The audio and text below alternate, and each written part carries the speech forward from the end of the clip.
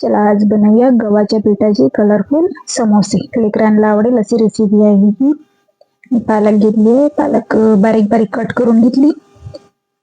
हिला स्वच्छ पाण्याने छान धुवून घेतली आहे आणि याचा बारीक असा पेस्ट तयार करून घेतला आहे.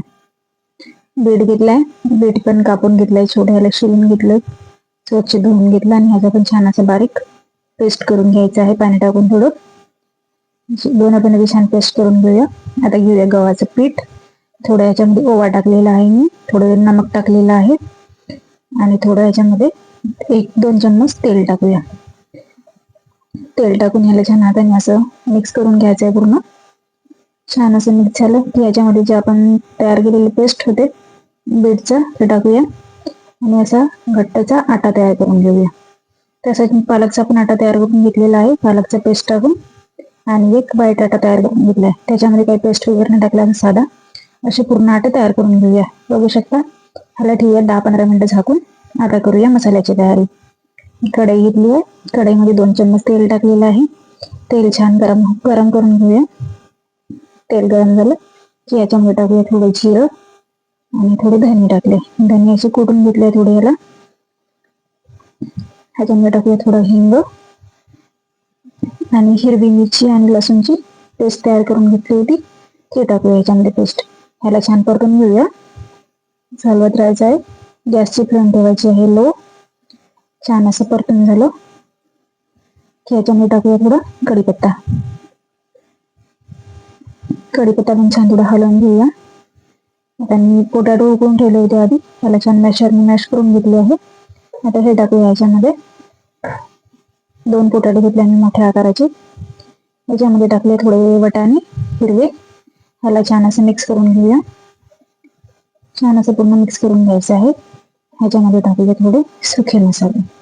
थोडं मिरची पावडर टाकलेलं आहे, थोडं हळदी पावडर, थोडं धने पावडर आणि थोडा गरम मसाला टाकूया. हे छान असं मिक्स करून घेऊया. छान असं मिक्स करून घ्यायचं ह्याला. छान असं मिक्स करून घेऊया.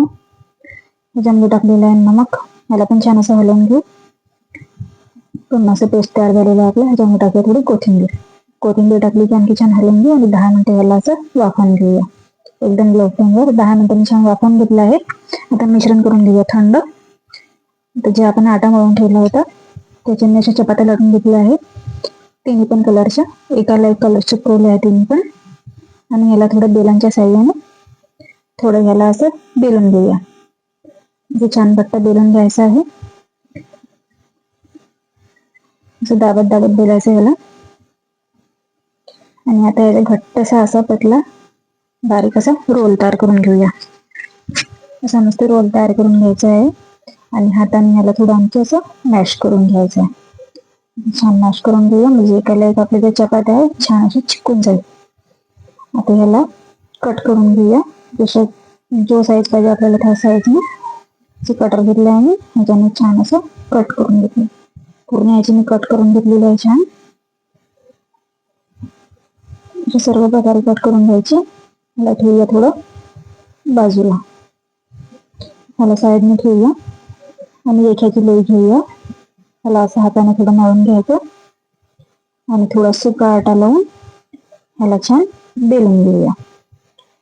चपाती बेलते तशी बेलून घ्यायचं ह्याला चपातीसारखं. बघा किती मस्त कलर आलेला आहे. लेकरांना खूप आवडलेली रेसिपी अशी रेसिपी आहे ही. अशी मस्त चपाती बेलून घेऊया आणि ह्याला बीच मधून अशी कट करून घेऊया. आता भरूया समोसा. जे आपण पोटॅटोचं मिश्रण तयार करून ठेवलं होतं ते मिश्रण असं घट्ट दाबून भरून घ्यायचं आहे आणि ह्याला असं साईडनी घट्ट पॅक करून घ्यायचं आहे. घट्ट पॅक करून घेतलं. आणखी तुम्हाला एक भरून दाखवते मी. जे आपण चपाती दिली होती त्याचे 2 भाग केलेले आहे मी. हलवाऊया थोडं पाणी. पाणी लावलं की छान असं चिपकून जातं ती, म्हणजे सुटणार नाही ते. असं छान याला पॅक करून घ्यायचं आहे. त्यामध्ये टाकलं पोटॅटोचे मिश्रण आणि थोडं पाणी लावून ह्याला असं घट्टच पॅक करून घेतलं. तर झाले आपले पूर्ण समोसे पॅक करून. आता कढईमध्ये ठेवूया तेल. तेल एकदम गरम नाही करायचं आहे, थोडं मिडियमच ठेवायचं आहे. त्याच्यामध्ये आपले पूर्ण समोसे टाकून घेऊया आणि छान असे अलटून पलटून क्रिस्पी होईपर्यंत तळून घेऊया. ते पूर्ण तळून घ्यायचे आहे. आपले समोसे झाले आहेत तळून. एकदम लेकरांना आवडेल अशी रेसिपी आहे ही, आणि ही मैद्याची नाही गव्हाच्या पिठाची. रेसिपी आवडल्यास लाईक करा, सबस्क्राईब करायला